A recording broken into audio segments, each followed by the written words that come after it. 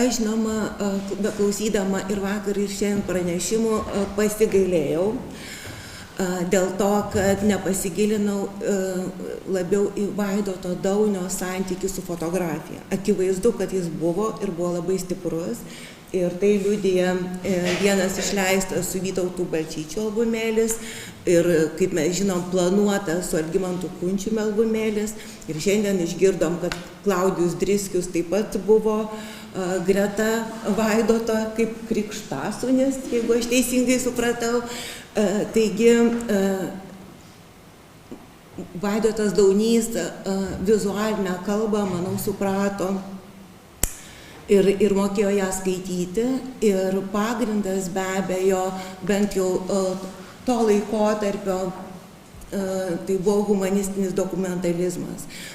Todėl šiandien kalbėsiu kontekstualiai, plačiai, žinoma, ne taip kaip vakar gerbiamas Saulius mus pakėlė į dangaus karalystę, šiandien aš tik pakeliausiu po pasaulį ir priminsiu mums visiems pagrindus humanistinio dokumentalizmo, o taip pat, žinoma, kartų kaitos. Tai vakar taip pat buvo labai gerbiamo Vidmanto Valiušaičio nuoroda į straipsnį Dar kartą apie kartą. Kai jis pabrėžė apie Vaidotui svarbę būtent tradicijos tęstinumo pagrindus ir giluminį atsinaujinimą. Tai pabandysiu įrodyti, kad giluminis atsinaujinimas humanistiniam dokumentalizme vyksta iki šiol ir kodėl jis yra aktualus. Taigi, karo Ukrainoje akivaizdoje humanistinė fotografija įgijo ypač svarbią misiją – pasakoti žmogų apie žmogų ir priminti apie esminės egzistencinės vertybės. Būtent po Antrojo pasaulinio karo humanistinė fotografija įgavo sutelktą kolektyvinio balso kryptį. Pokariu 47-aisiais Paryžiuje įsteigtos tarptautinės agentūros Magnum Photos veikla buvo susieta su humanistinių idėjų sklaida ir įtaigia vizualinė kalba, tai estetiniu neformaliu dokumentalizmu. Henri Cartier-Bressono, Roberto Capos, Džordžo Rodžerio ir Davido Seimūro Šimo suburti fotografai atidžiau pažvelgė į mažąjį žmogų, jo kasdienybę, kuri istorinių įvykių fone likdavo antraplanė. Fotografai apvertė vertybių skalę, išjudinę visuomenėje jautriausias žmogiškasias savybės – atjautą, gailestingumą, švelnumą, bet tuo pačiu buvo dėmesingi dramatiškiams ir humanistinį bendrabūvį paneigiantiems įvykiams pasaulyje. Agentūros Magnum ideologija pratęsė ir vieningos pasaulio šeimos sampratą fotografijos priemonėmis programiškai apibrėžė Edvardas Staikenas. 55 metais Niujorke surengęs parodą Žmogaus šeima, kuri išryškino pagrindinę humanistinės fotografijos užduotį. Tai paaiškinti žmogų apie žmogų ir kiekvienam žmogui apie jį patį. Ir tai, kaip teigia kuratorius, nėra menka funkcija, nes žmogus yra sudėtingiausias dalykas žemėje ir tuo pat metu toks naivus kaip trapus augalas. Amžiaus projekte dalyvavę fotografai pozicionavo humanistinę pasaulėžiūrą, siekė sukurti universalų žmogaus giminės portretą ir atsakyti į esminius egzistencinius klausimus. Taigi, pasitelkdami gimimo, kūrybos, meilės, darbo, laisvės, tiesos ir teisingumo temas. Paroda iliustravo stereotipus, apeliuodama į kiekvieno individo atsakomybę už savo pasirinkimus, kurie pagal Žaną Polį Sartrą ir lemia tai, kad žmogus yra ne kas kita, kai tik tai, kuo jis pats save padaro. Tiesa, Rolanas Bartas tokią universalią vizualinę kalbą pavadino adomizmu, kai pasitelkiant išmintį ir lyriką, humanizmui bandoma sukurti alibi. Tai yra pateisinti amžinąsias vertybės, atimant iš jų sprogstamąją galią, keičiančią ir iš tikrųjų tobulinančią pasaulį. Šiuos Barto nuogastavimus išprovokavo būtent ši paroda, kurią mato skaidrėse, Žmogaus šeima, o išsamią kritišką recenziją filosofas paskelbė knygoje Mitologijos. Bartas turėjo galimybę pamatyti parodą Didžiojo turo po pasaulį metu, kai humanistinės fotografijos kolekcija buvo parodyta 56 metais Paryžiuje. Ir filosofas atkreipė dėmesį, kad jeigu ta pirminė paroda buvo tiesiog žmogaus šeima, tai Paryžiuje paroda įgavo naują pavadinimą, tai Didžioji žmogaus šeima. Ir filosofas kaip tik pabrėžė, kad paroda papildyta žodžiu didžioji iškreipė tą formulę žmogaus šeima ir priminė vos ne zoologinį terminą, įgavo etinę sentimentalią reikšmę. Barto nuomonė parodos idėja nukreipia į dviprasmišką mitą apie žmoniją. Viena vertus parodoma žmogiškosios morfologijos įvairovė, demonstruojant žmogaus giminės rūšis, tai odos spalva, papročiai ir taip toliau. Kita vertus, iš tokio pluralizmo magiškai konstruojama bendrybė. Tai yra visi žmonės gimsta, dirba, džiaugiasi, kenčia, miršta. Ir filosofas pastebėjo, kad Staikeno idėjos esmė yra nepriklausomai nuo etninių, rasinių ir kitų formaliųjų skirčių išskleisti vieningą žmogaus prigimties matricą. Tokį žvilgsnį parodos katalogo įžangos autorius prancūzų rašytojas Henri Chamson lygina su maloninguoju Dievo žvilgsniu į pakylėtą ir tuo pačiu menką žmogaus egzistenciją. Parodoje fotografijas anotavo filosofo Bertrano Russelo, tai aktyvaus britų humanistinio judėjimo dalyvio, antimilitaristo, kėlusio laisvę, socialinio teisingumo, lygių teisių ir galimybių klausimus mintis, o taip pat ir Senojo testamento citatos. Taigi, parodos koncepcijoje Bartas įžvelgia istorijos svarbos niveliavimą, kaip prigimtis yra virš istorijos ir virš laiko.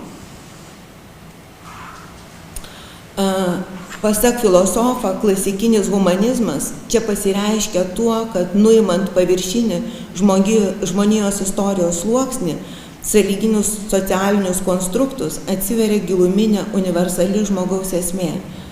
Tuo tarpu progresyvus humanizmas priešingai turėtų apversti šią migdančią formulę ir skaptuoti prigimties apnašą, istoriją iškeliant ir net pačią prigimtį analizuojant istoriškai, kritiškai. Žvelgdamas į parodoje išskleistą žmonijos prigimties vienybę, Bartas siūlė paklausti baltųjų nužudyto juodaodžio paauglio Emeto Tilo tėvų, ką jie galvoja apie didžiąją žmogaus šeimą. Filosofas pateikė rezonansinį Jungtinėse Amerikos valstijose 6-ame dešimtmetyje įvykusi rasizmo pavyzdį, kai 14-metis juodaodis paauglys Alabamos valstijoje buvo nužudytas 2 baltųjų už kabinėjimąsi prie vieno iš jų žmonos. Žmogžudžiai prisiekusiųjų teismo buvo išteisinti. Ir kaip matot, iliustracija, tai William Lamie užfiksavo momentą tuo metu, kai būtent Emeto Tilo mama rauda prie sūnaus karsto. Žvelgdamas į parodoje estetizuojamą ir šlovinamą darbą kaip žmogaus duotybę, Bartas siūlo paklausti juodadarbių iš Šiaurės Afrikos, ką jie galvoja apie didžiąją žmogaus šeimą. Tai Pieras Boulet užfiksavo policijos patrulį Paryžiaus būtent jų gyvenamajame kvartale sceną. Tiesa, Susan Sontag, analizuodamas Staikeno projektą, kaip tik priešingai jį išteisina, apeliuodama į XIX amžiaus amerikiečių poetą humanistą Waltą Whitmaną, kuris skelbia užuojautą santarvę, nesantarvę, vienovę skirtybėje. Taigi, pasak Sontag, paskutinis whitmaniško visos tautos apsikabinimo atodūsis suvisuotintas ir jau nebekeliantis jokių reikalavimų buvo girdimas kaip tik 55 metais parodoje Žmogaus šeima. Tai 273 fotografų iš 68 šalių, 503 fotografijos suvienijo ir rodė arba bandė įrodyti, patikslinsiu, kad žmonija yra viena ir kad visi žmonės, nepaisant jų trūkumų ir niekšybių, yra vis dėlto patrauklios būtybės. Sovietų sąjunga humanizmo sampratą turėjo savo išaiškinimą. Tai rusų fotografijos tyrinėtojas Sergejus Morozovas, lygindamas vakarų fotografus, humanistus ir sovietinius autorius, nubrėžė skirtį per santykį su vaizduojamąja tikrove. Pirmieji remiasi kritiniu realizmu ir išreiškia užuojautą žmogui, kurio, citata, gyvenimas kapitalistinės visuomenės sąlygomis yra žalojamas. O Sovietų sąjungoje ir kitose socialistinėse šalyse humanizmo tema plėtojama plačiau. Morozovo citata: nėra ir negali būti prieštaravimų tarp žmogaus užmačių ir darbų, tarp visuomenės ir valstybės interesų. Taigi, remiantis rusų kritiką, vakarų humanistinės fotografijos didžiausias trūkumas yra tas, kad ji ištrynė klasinės ribas tarp eksploatuotojų ir eksploatuojamųjų, tarp engėjų ir engiamųjų, tarp laisvų ir kolonizuotų tautų. Sovietinėje ideologijoje humanizmas įgavo siaurą kryptį. Tai yra gailestis sukeliama antraeilėmis socialinėmis problemomis, neobjektyviai pateiktais fotografiniais faktais, neva apie pasikeitusią tikrovę Sovietų sąjungoje ir kitose socialistinės santvarkos valstybėse. Taigi, Lietuvos fotografai įžengė būtent į tokios ideologijos lauką, į diktatą tam tikrą, bet jiems pavyko, būtent Antano Sutkaus ir jo bičiulių kartai pavyko išlipti iš to socialistinio realizmo, iš tos ideologijos ir pasitelkti vizualinę kalbą, kurią, kaip minėjau, pradėjo Europoje prancūzai visų pirma ir vėliau pasigavo visas pasaulis. Taigi, humanistinės raiškos link jie pasuko atlydžio metais, kas buvo labai palanku, ir pradėjau kultivuoti idėjas, keičiančias suvokimą apie fotografijos meno stilistiką ir, žinoma, svarbiausia, tai apie paskirtį. Tai yra ne auklėti partijai paklusnių marionečių būrius, o apeliuoti į mąstančius individus, kalbėti apie paprastą, bet kiekvienam žmogui svarbų dalyką, tiesiog gyvenimą. Apie posūkį nuo anuomet sovietinėje fotografijoje dominavusios socrealistinės patetikos, humanistinės estetikos link bylojo lietuvių fotografų įtvirtinta kolektyvinė pozicija, pripažinta išskirtinių reiškinių sovietų kultūroje, tai Lietuvos fotografijos mokykla. Moderni forma ir pakeistas žvilgsnio kampas, požiūrio akcentas sukėlė didžiulį rezonansą ne tik profesinėje bendruomenėje, bet ir platesnėje humaniškų vaizdų pasiilgusioje visuomenėje. Tiesa, verta turėti omeny, kad humanistiniuose vaizdiniuose slypintis visiems suprantami kodai ir bendri kultūriniai archetipai yra parankus įvairioms ideologijoms, tinka visiems idėjiniams sezonams ir politiniams laikams. Taigi, Lietuvos fotografijos mokyklos kūrybinė programa vis dėlto nesunkiai įsirašė į sochumanizmo doktriną. Tai yra glaudus ir jautrus ryšys su savo žeme, individo ir tautos, žmogaus ir gamtos vienovė, kūrybinė etika ir atsakomybės jausmas, prasmės ir grožio harmonija, pažinimo poetika. Tenka pripažinti, kad fotografija, pasitelkusi publicistinę manierą, skleidė partiniams direktyvoms neprieštaraujančią egzistencinę problematiką. Tai buvo universalūs, atviri, laisvam interpretavimui palankus vaizdo kodai, kurie jiems suteikė garantą ne tik išlikti viešoje erdvėje, bet ir neišduoti savo pamatinių vertybių.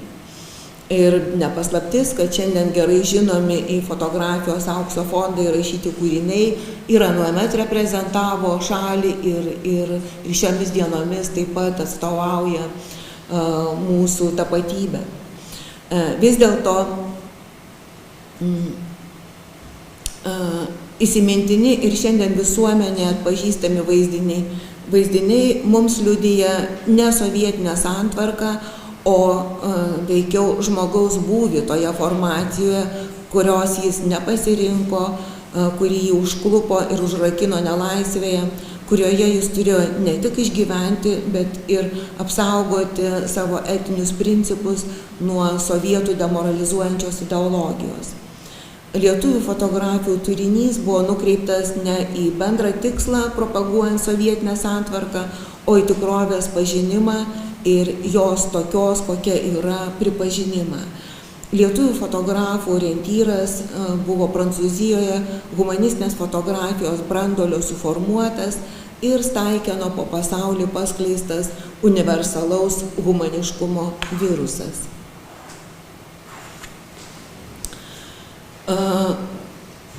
Humanistinė fotografija transliuoja tai, kas yra prasminga, kas apeliuoja į transracionalų, tai yra protą viršijantį iracionalumą, siejama su egzistencija, paslaptimi, aprėptimi, atmintimi. Akivaizdu, kad susiduriame su dvasinės tikrovės pasauliu, kuriame pagrindinį vaidmenį vaidina subjektyvaus santykio aspektas. Tai nėra tiesioginiai konkretūs gyvenimo faktai. Tai daugiau gyvenimo, sapno gyvenimo, vizijos, gyvenimo teatro, metaforiniai, universalizuoti, dažnai idealizuoti, romantizuoti vaizdiniai. Bet jų stiprybė yra socialinės realybės ženklai, pėdsakai, šešėliai. Atviri, gilūs, metaforiniai, kartais ironiški, dramatiški, nostalgiški lietuvių fotografiniai tekstai politinio atlydžio metais Sovietų Sąjungoje padarė, manau, milžinišką darbą kartu su taip pat atlydžio metais iškilusia literatūra. Taigi, žinoma, tai nebuvo fotografijos disidentinis maršas prieš santvarką, bet vis dėlto tai buvo tam tikra kova, kai menas kovėsi už žmogų.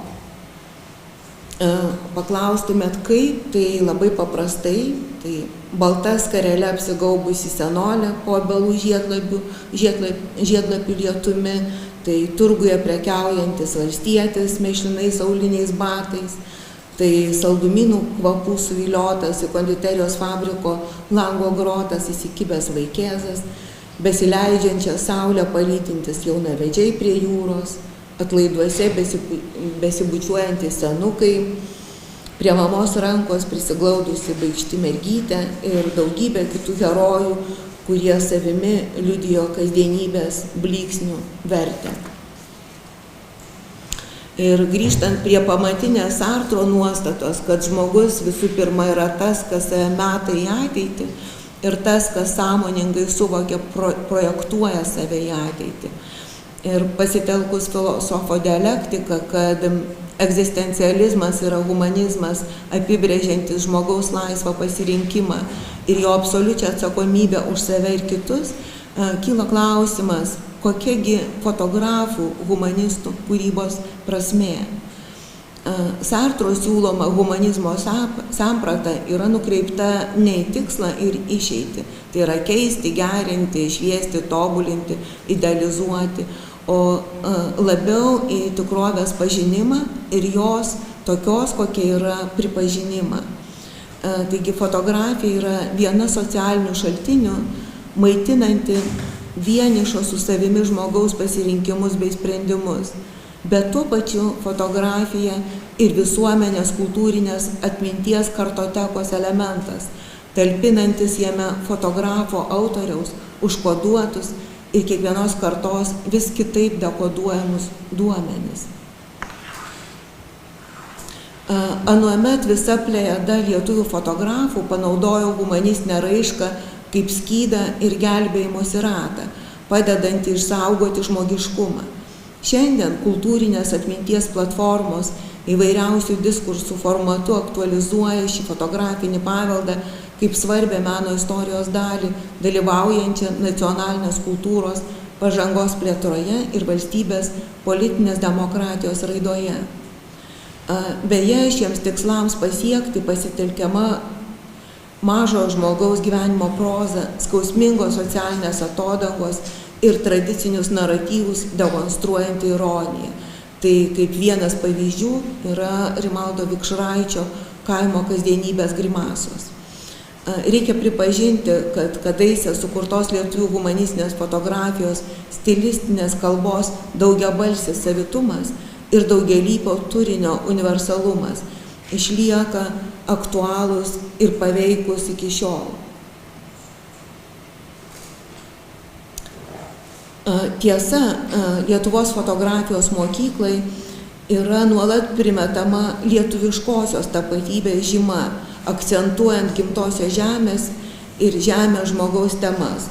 Nors akivaizdu, kad vaizdinių rezonansas aprėpia ženkliai platesnę geografiją ir auditoriją. Tai lietuvių fotografijos yra žinomos visame pasaulyje ir nekartą teko girdėti tiesiogiai iš žiūrovų, nesvarbu, kur tas vyktų, ar Amerikoje, ar Brazilijoje, ar Pietų Korėjoje, jie atpažįsta save ir sako, o tai yra apie mane. Atgavus nepriklausomybę, Lietuvos fotografija įsitraukė į transnacionalinius atminties kanalus. Tai pasak Žilvinės Gaižutytės Filipavičienės, nacionalinės kolektyvinės atmintis paklūsta bendriems kosmopolitinės atminties ritmams ir periodizacijai. Juose susilieja ankstesni atminties vaizdiniai ir pasakojimai su naujais. Kaskart naujas globalus pasakojimas derinamas su senuoju nacionaliniu atminties naratyvu. Ir taip vyksta globalių ir lokalių vertybių apytaka, kurioje dalyvauja, žinoma, ir lietuvių fotografija, išsaugodama turinio kilmės identifikaciją ir nepasiduodama globalizacijos genamai tapatumo užmarščiai. Tačiau, kaip pažymi mokslininkė, kosmopolitinis posūkis atminties kultūroje reiškia, kad nacionalinę atmintį ir jos pasakojimus tenka naujai sieti su globalios atminties vaizdiniais. Ir tokios sąsajos ypač stipriai pasireiškia liudijant trauminės patirtis. Tai visų pirma, pasaulio kultūrinę atmintį vienija holokausto atmintis, kuri ėmė formuotis Lietuvoje po kelių ilgų tylos dešimtmečių, po sovietinės okupacijos metu vykusio visų bendruomenių, žydų, lietuvių, lenkų, istorinių traumų ir represavimo. Tokių trauminės atminties faktų ir vietų paieškos, holokaustą ir sovietų represijas patyrusių žmonių likimo apmąstymas pastebimas ne vieno šiuolaikinio lietuvių fotografo darbuose, kūryboje, tai paminėčiau ir Dovilės Dagienės, ir Tado Kazakevičiaus, ir kitų. Šiuolaikinė Lietuvos humanistinė fotografija ne tik analizuoja praeitį, bet ir operatyviai reaguoja į dabartį, jautriai ir taikliai įtraukia tikrovę į naują europietiškos kolektyvinės atminties sluoksnį. Bendrų rūpesčių ir skausmų daug, nuo karo iki karo. Artūras Morozovas 2008 metais, kai pirmą kartą buvo pasamdytas vykti į Sakartvelą, anuomet dar Gruziją, fotografuoti karinio konflikto, pradėjo, praktiškai tapo karo žurnalistu, bet tuo pačiu ir humanistinės fotografijos kūrėjų, dėl to, kad jam buvo svarbu ne tik fiksuoti faktą, karo įvykį ir liudijimą, kad karas tikrai vyksta, bet jam net labiau buvo pamatyti žmogų, jo būvį tame kare. Taigi,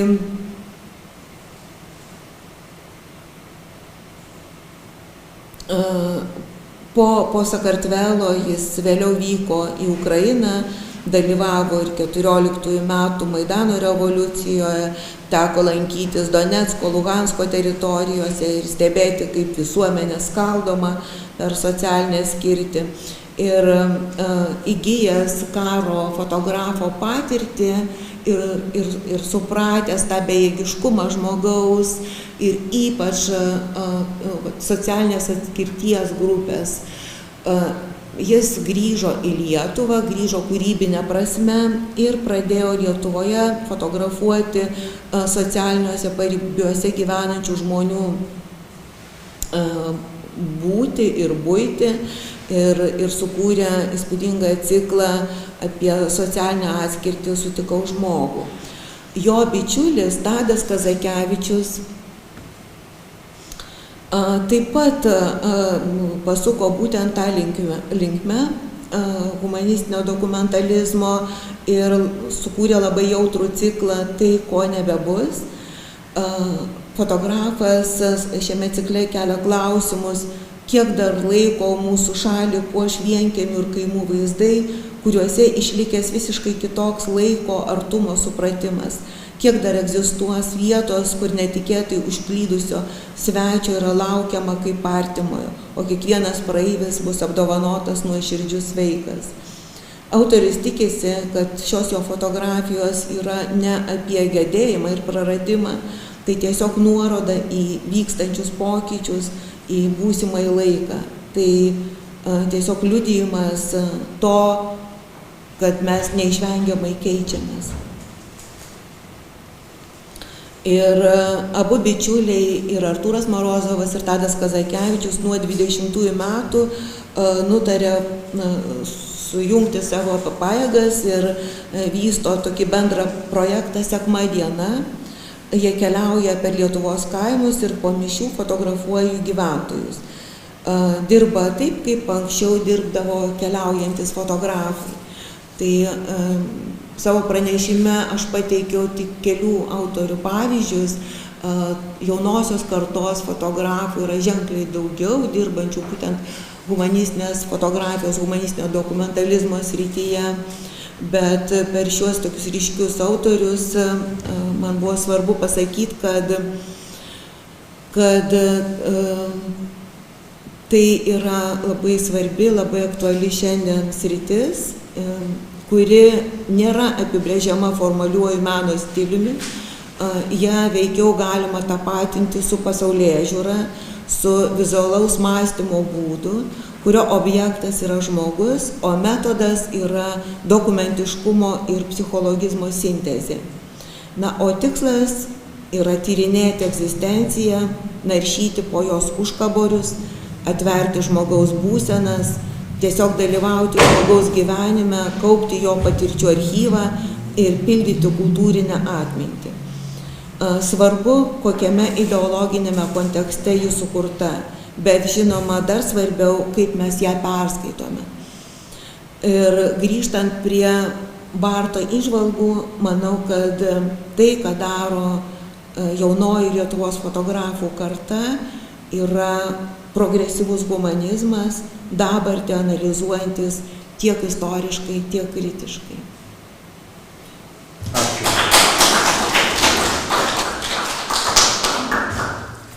Tema, su kuria kiekvienas esam susidūrę. Fotografija toli kiekvienam yra, tai prašom. Praeitoj konferencijoj pamenu, kur apie kultūros šaltinius buvo kalbama, tai jūs apie peizažą pristatėte, apie peizažinės nuotraukas ir pasiekimus, o dabar apie žmogų, dokumentinį humanizmą. Įdomu, o kaip Europoje ta tradicinė peizažo prasme, ar yra jūs šias skiriate?